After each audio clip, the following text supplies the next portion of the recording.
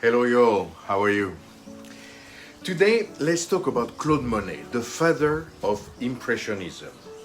The name came to be in 1874 when, during one of his first exhibitions in the Salon de Paris, a famous critic of the time said about his painting Sunrise, this is not a real painting, this is merely an impression.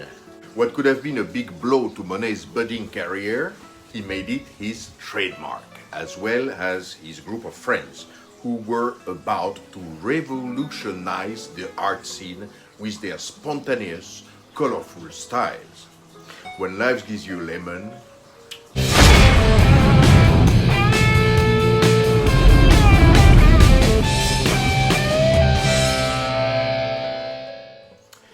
the style of Monet, apart from his own sensibility and skills, was amazingly enough influenced by the last thing you would think of when talking about art, the Industrial Revolution. In the post-Victorian era, industry started to automatize their assembly lines, or at least organize for mass production. And this gave two main products that Monet used extensively: colors in tubes and flat brushes. Before that, all artists were mixing their own pigments and painting with round brushes. But the tube meant that Monet was able to go outside to paint without carrying the whole grinding stone and liters of oil, and apply them in thick, squarish lines or dashes. He didn't do many portraits, more landscape. Most of the time, several versions of the same place. But when we look at the portrait he left us, we can see a few distinctive things. First, this blue background, the use of complementary color for shadows and light, and of course the use of color dashes and lines to give the illusion of a surface. So let's incorporate this in our little exercise. I will be using a canvas board and acrylic paints. The palette is only the primary color: red, blue, yellow, black, and white.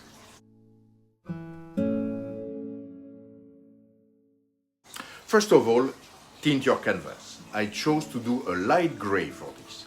As usual, you dilute your black color, apply it generously, and wipe off the excess.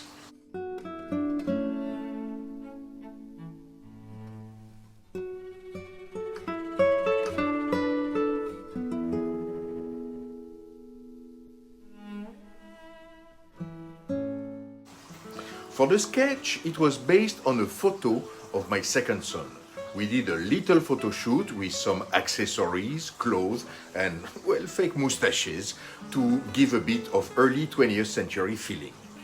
Monet's sketches were not as loose as Van Gogh or Modigliani, for example, but quite close to reality, so I used carbon paper to transfer it onto the canvas.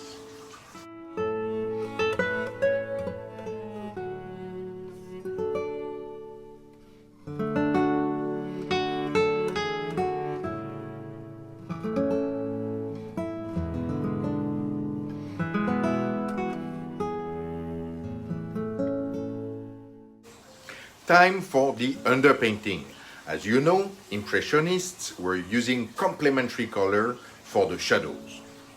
Skin is orange-brown, so I'm using pure blue for this. The midtones will be yellow and the lights are white. This allows to define a bit more the volumes in the face.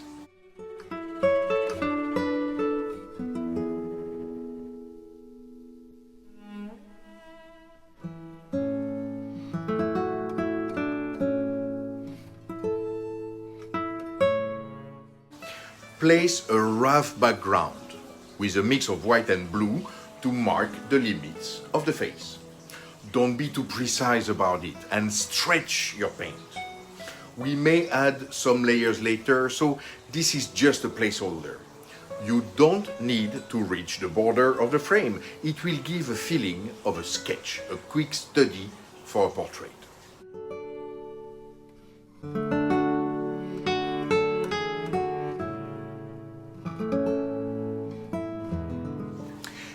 Using the paint directly from the tube meant that Monet was using a lot of colors, pure, mixing them on his canvas. Using your flat brush, you will come and dab pure paint where you think it is needed. A bit of red where the face is rosy, ears, eyes, nose, mouth, and cheeks. A bit of white where the light strikes the forehead or the cheekbone. A bit of blue where the shadow is deeper.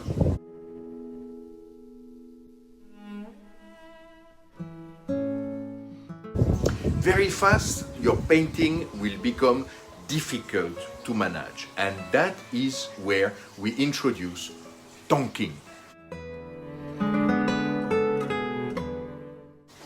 Invented by the professor Henry Tonks, hence the name, tonking is the process of removing some of the excess paint with a soft cloth or a thin absorbent paper. Newspaper is fantastic for this. I usually scrunch the paper to make it more flexible, and it also adds more grip to get the paint. Place your paper as flat as possible on the surface of the canvas and press gently.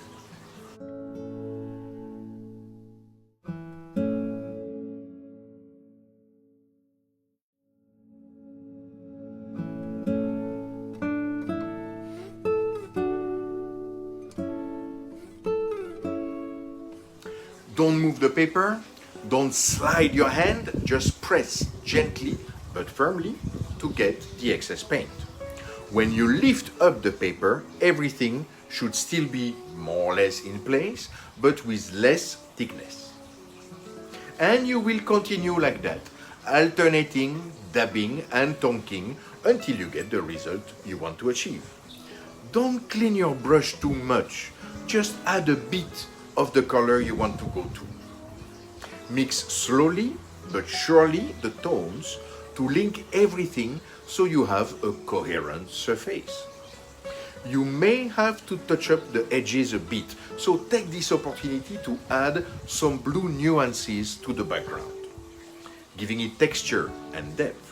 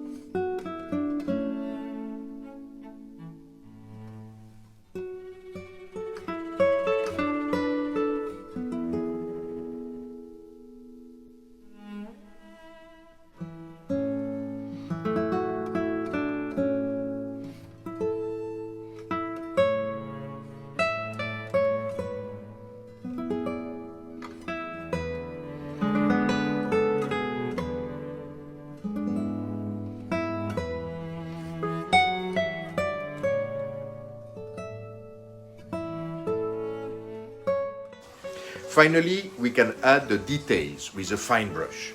The stray hair, the line of the nostril, the reflection on the glasses, the jawline.